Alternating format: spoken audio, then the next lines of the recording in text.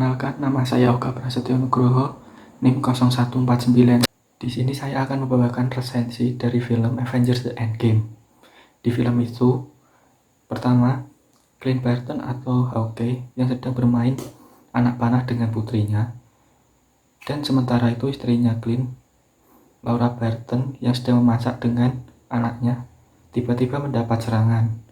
Kedua anaknya pun dan istrinya mati dan menjadi abu. Sementara itu, Tony Stark dan Nebula yang sudah terapung-apung di luar angkasa memasuki hari ke-22. Kadar oksigen dari Tony Stark dan Nebula yang berada di kapal luar angkasa mulai menipis. Kemudian, Tony pun mengirim pesan untuk Pepper Potts yang berada di bumi. Setelah membuat pesan tersebut, Tony beristirahat. Tak selang beberapa lama, Tony pun terbangun dan melihat berkas cahaya, dan cahaya tersebut berasal dari Captain Marvel. Kemudian Captain Marvel pun membawa kapal Tony Stark dan Nebula menuju ke bumi.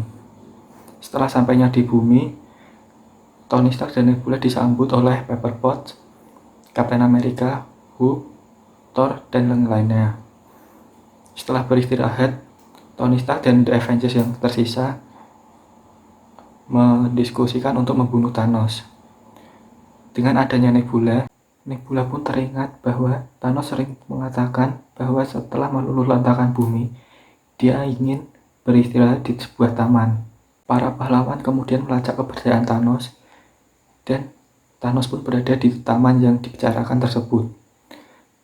Para pahlawan Avengers pun menanyakan keberadaan keenam batu yang dicarinya. Kemudian Thanos pun menjawab telah menghancurkannya.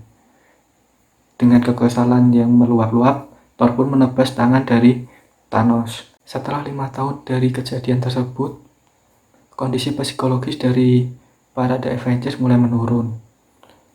Dalam keputusasaan, Captain America, Black Widow, dan lainnya mendapat pesan dari Scott Lang atau dari Ant-Man.